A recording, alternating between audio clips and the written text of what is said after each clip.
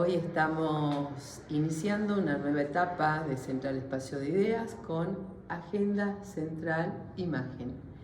Y queremos en esto intercambiar las propuestas que se hacen desde este espacio con distintas personalidades, con distintos entrevistados, con distintas ideas y propuestas que están tan cerquitas nuestros y que muchas veces no las vemos.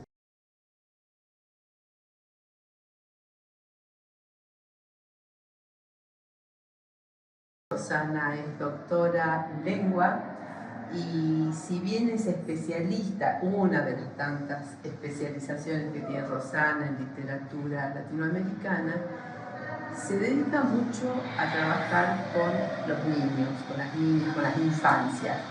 Y desde ahí que nos llama la atención algunos talleres y propuestas que estás haciendo. ¿Cómo estás, Rosana? Bienvenida. Hola, Silvia. Muchas gracias por la invitación a conversar y a contar experiencias. Siempre digo que hay que historizar el relato, ¿no? Sí. Yo amo la literatura, creo que la literatura tiene mucho que hacer en este mundo. Yo creo que el cambio es posible y que los libros tienen mucho que ver en eso, ¿no? Entonces, es verdad, mi especialización es la literatura latinoamericana, pero siempre he trabajado una empiria de la literatura, una literatura territorial. O sea, hay un enunciado, ¿no? Esta cuestión de que la literatura siempre es una defensa frente a las ofensas de la vida. Entonces, ¿cómo actuamos eso? Y además creo que la infancia es mi obsesión, ¿no? Es mi trabajo. Entonces, por supuesto que uno llega un momento en la vida en donde hace recuento y fórmula. A ver, qué cosas han funcionado, qué cosas no, que tiene que ver, por supuesto, con un punto de flexión en la carrera académica, que es lograr acceder a la titularidad de una cátedra, una posición como investigadora principal de CONICET. Entonces digo, ¿cómo diseñamos el tiempo que hemos vivido y cómo nos proyectamos en una utopía de futuro? Eso tiene que ver con la idea de transmisión y de legado, o sea, formar equipos, ¿no? Y en eso creo que siempre vuelvo a lo que yo llamo mi matriz de formación, que es el Grupo Creativo Mandrágora, ¿no? Esa experiencia que hacemos con una amiga, colega, que es Ana García Guerrero, en los 90, ahora pienso contextualmente, ¿no? Cómo sacamos la literatura, cómo hacemos cosas con palabras. Eso eran las obsesiones. Y teníamos dos cuestiones, que era dar de comer y dar de leer, ¿no? Entonces, en aquellos 90. En aquellos tremendos 90, donde además después nos encontraron el fin del 90, el 2001, convertibilidad, salida, la convertibilidad, entrada y salida, el fracaso. Porque si ahora yo le tengo que decir algo a las generaciones que no son las mías, es que siempre hay un punto de flexión, siempre hay un quiebre, siempre hay un hiato por donde entrar. Y creo que ahí está la literatura.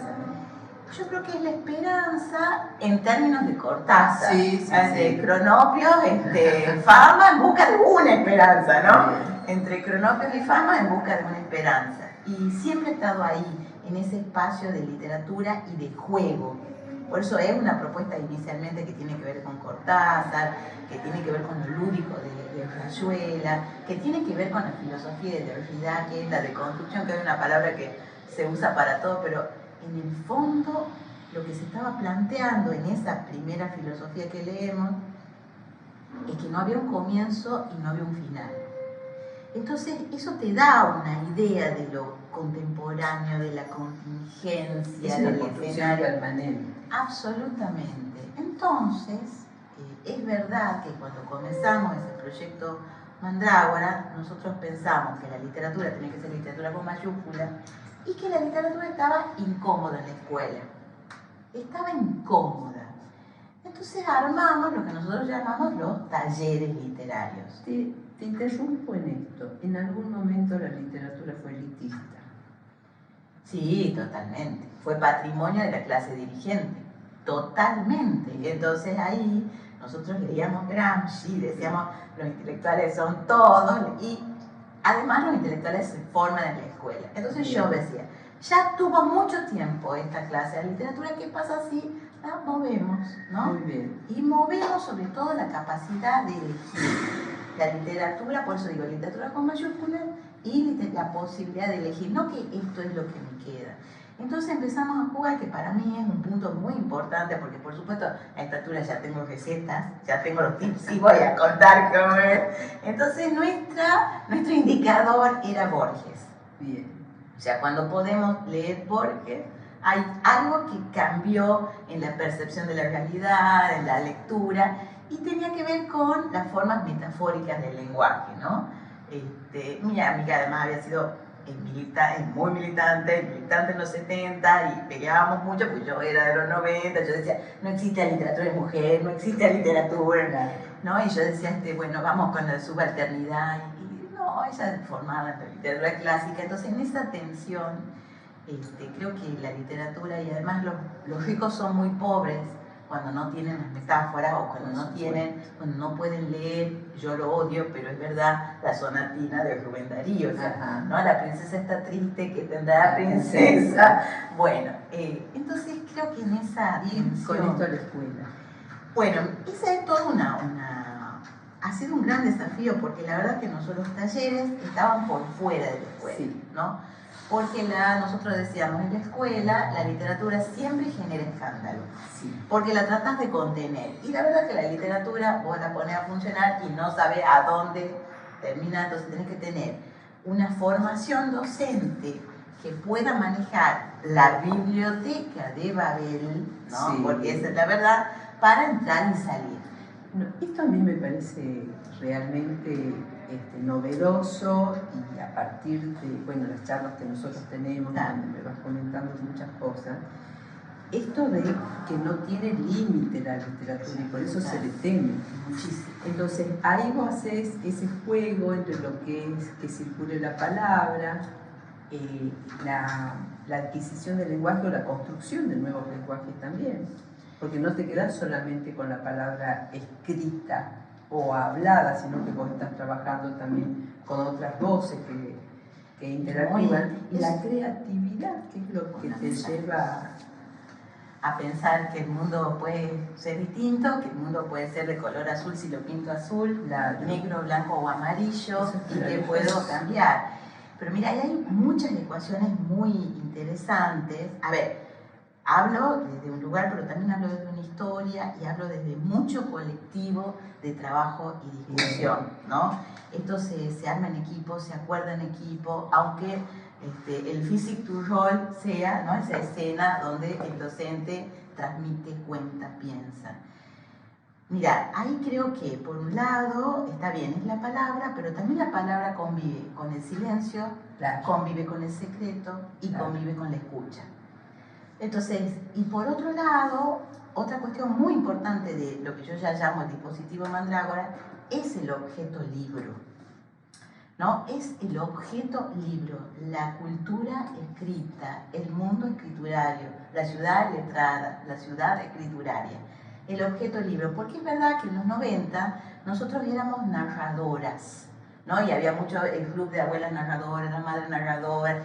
Yo siempre le hemos apostado al dispositivo libro, la importancia, porque el libro resiste, salvo el fuego o alguna inundación, el libro es la tecnología perfecta, ¿no? Sí. Entonces digo, ¿cómo podemos entrar en esa historia? Y yo muchas veces con mis estudiantes hago este ejercicio. A veces el tomar el libro, el mover este movimiento, no es tan sencillo, ¿no?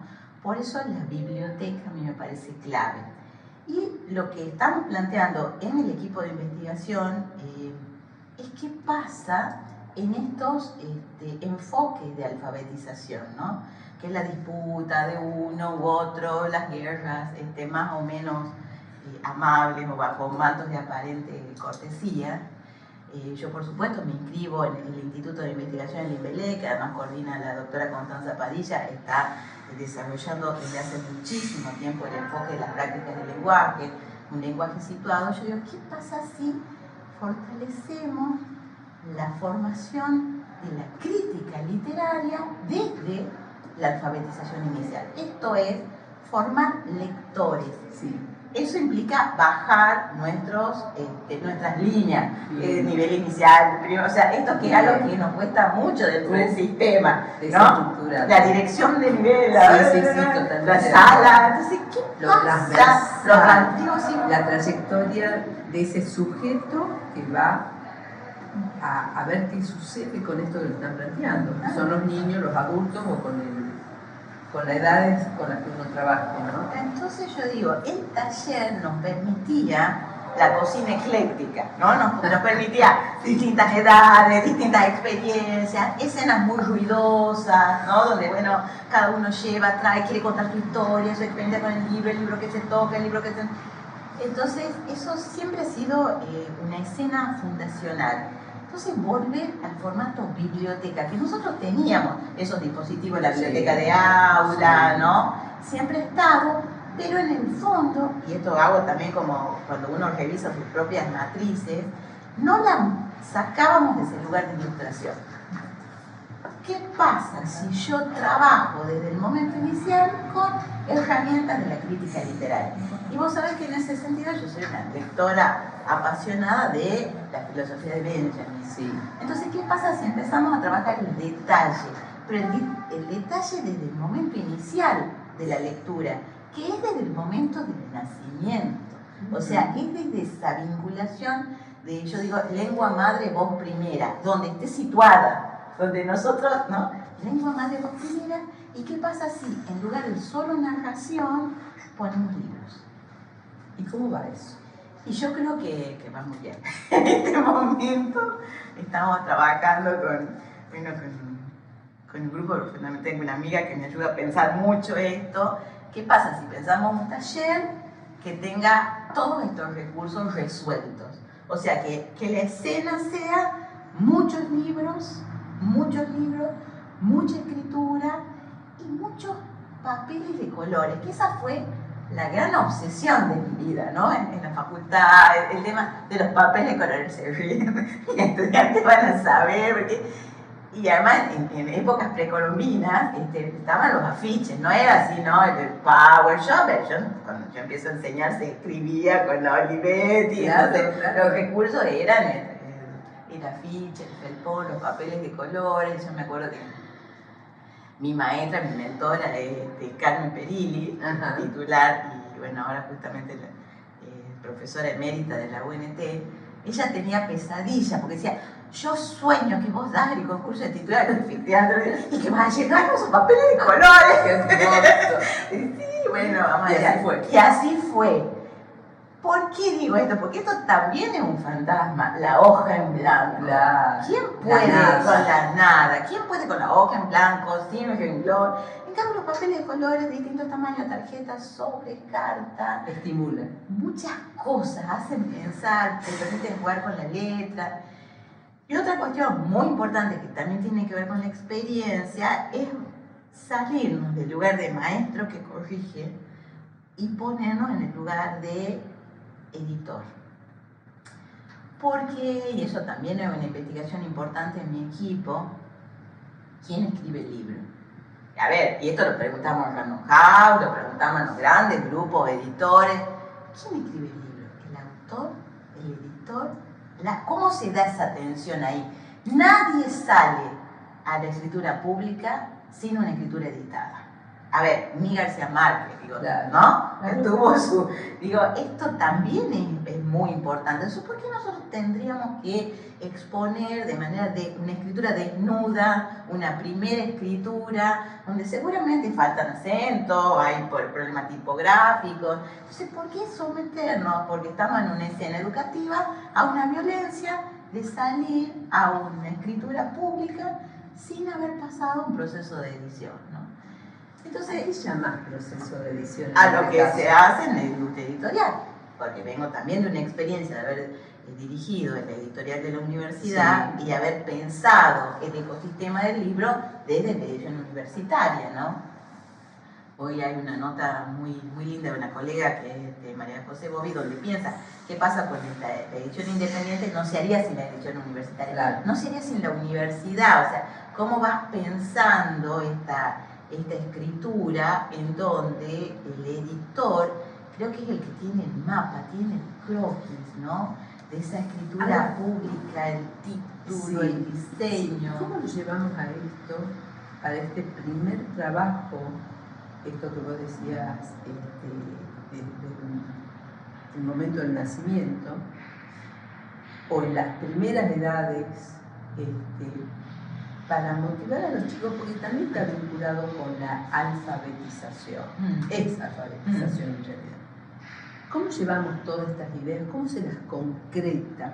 Porque supongamos que esto nos esté escuchando una maestra, o alguien que esté vinculado a la educación, o alguna abuela que tenga ganas también de trabajar con sus nietos, por ejemplo, o en el barrio donde viven.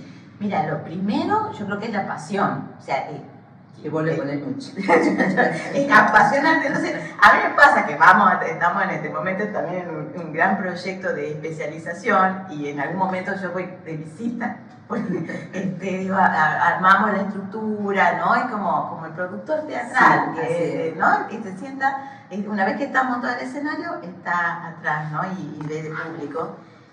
Y leo un libro o cuento y todos quieren anotar. Digamos, ¿dónde está el libro? Es la entrada.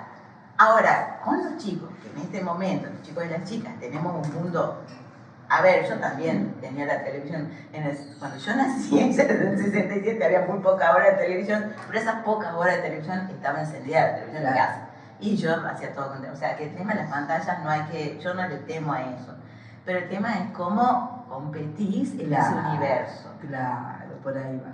¿No? Cómo competir en ese universo, y yo creo que la palabra, la pasión, el libro, la historia, el descubrimiento de la palabra, el hallazgo es la llave.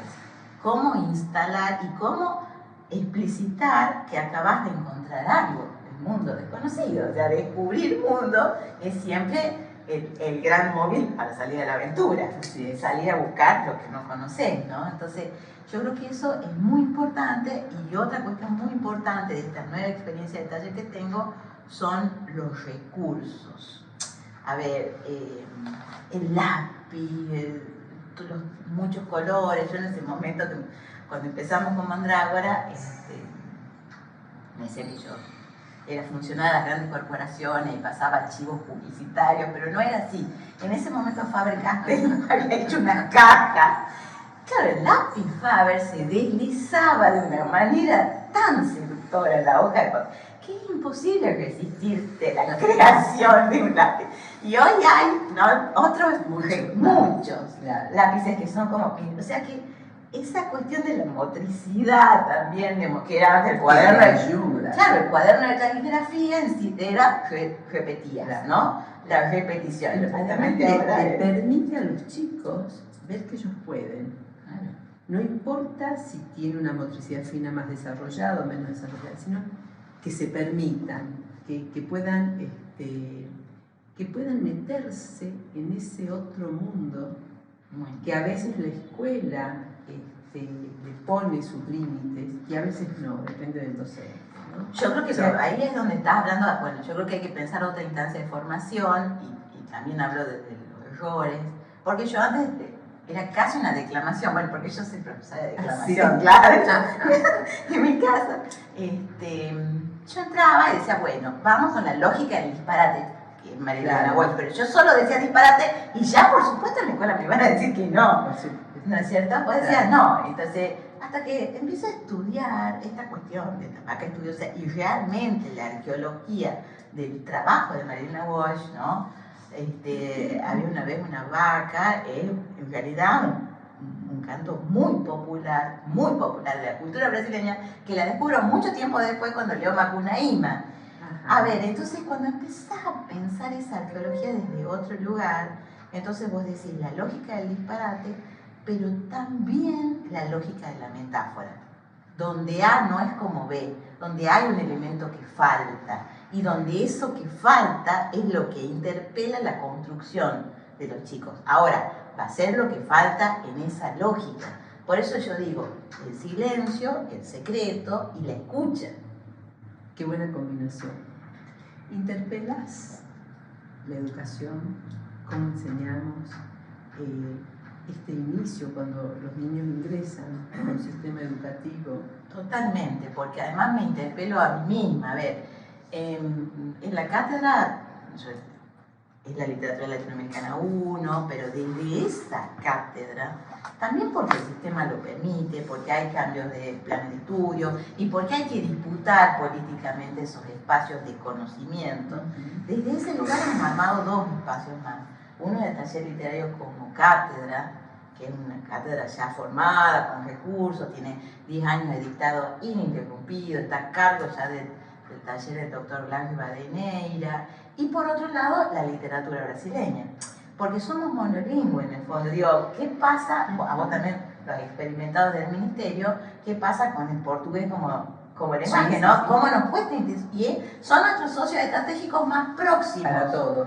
Para todo. Entonces digo, ¿cómo es esa literatura nacional? ¿Cómo dialoga, no? Y hay un equipo muy interesante en la UBA que lo coordina Marcela Croce, que hizo también un desarrollo bibliográfico. Esta es una historia de libros. ¿Trabajaste con Marcela? Claro, con Marcela Croce, y ahora estamos armando también un proyecto que se llama Transoceánico, que es fascinante. Ella arma una colección de literatura de 6 volúmenes, que además la publica en una editorial universitaria que es Edwin, que es la literatura comparada de Argentina y Brasil. Muy interesante, cómo vas viendo esos procesos, ¿no? Qué interesante, porque hay poco de estas comparaciones o complementaciones con nuestro país hermano, ¿no?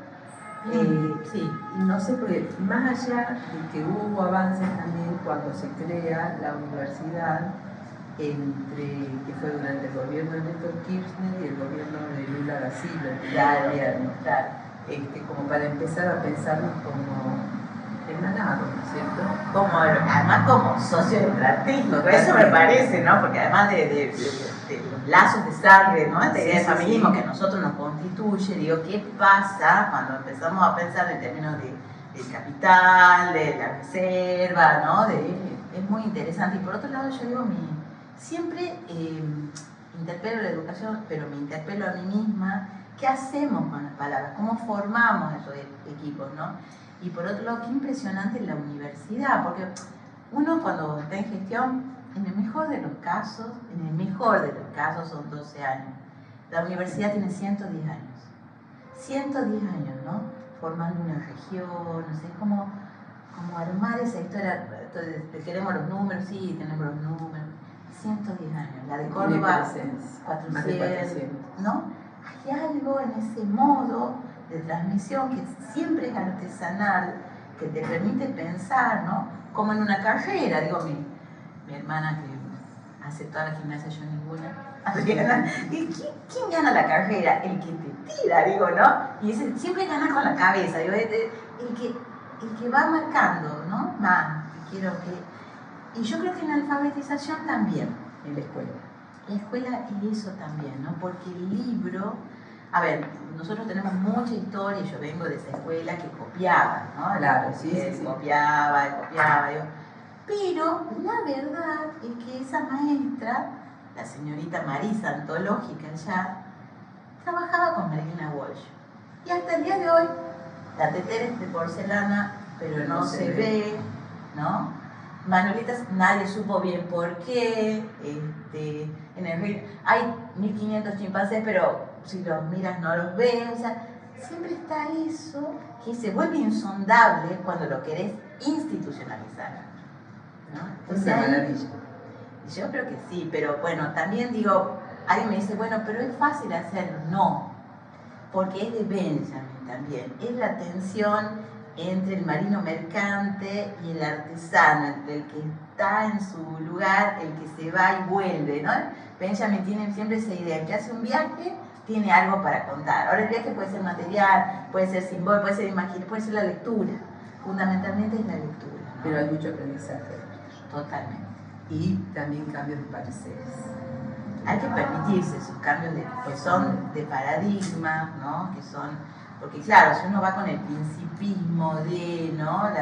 Y bueno, ya estamos viviendo el primer cuarto del siglo XXI, entonces... Pero nos cuesta eso muchísimo. Susana, nos cuesta incluso darnos cuenta que hemos modificado. Y vivan las modificaciones, que es lo que nos permite también crecer en nuevas propuestas que se van dando en estas interacciones con otros, con otras, con los libros, con la tecnología.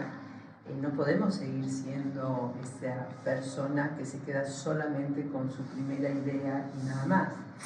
Es muy interesante, porque crecer, elijo crecer, pero te digo la verdad, yo elijo el imperio, porque el avance es imperialista, ¿no? Digo, si esto, hemos empezado hablando de eso, la literatura fue siempre de una clase, sí. La lengua fue siempre del imperio, de las reales academias, entonces, desde la posición de subalternidad, pretender, ¿no? Apropiarse de ese mundo, exige, es muy porque esto pues, no tiene que ver con la literatura, exige un ejército. ¿Es apropiarse solamente o apropiarse o entrar y modificar? Intervenir. No puede ser un ejército en harapo, tenés que, ¿no? Esto es muy importante. Incluso en ese taller trabajábamos la línea, que es el libro emblemático, ¿no? de los 70, de un hombre, una línea, el hombre nuevo. Sí. Pero bueno, está Juan Azurduy, y digo, escuchamos esas otras lógicas, entonces, sí, es de acuerdo, pero yo creo que eso es crecer, pero también es apropiarse o, como utilizar lo que viene del capitalismo, ¿no? Buenísimo. Pensarlo desde ese lugar. Yo creo que además las escalas, la altura, la estructura, ¿no? Hablamos antes de empezar esta conversación. Como verán, me encanta hablar, cuando duermo envenenado, me encanta hablar. Hablábamos de 100 años de soledad, que es un libro al que siempre vuelvo, que me encanta leer con los chicos, las partes, ¿no? Esa cuestión de la enfermedad del olvido, los gitanos zapajastrosos, que todos los veranos traen los inventos a Macondo y traen el imán, entonces un día jugamos con lo que es un imán realmente, y tenemos nosotros instalado Macondo.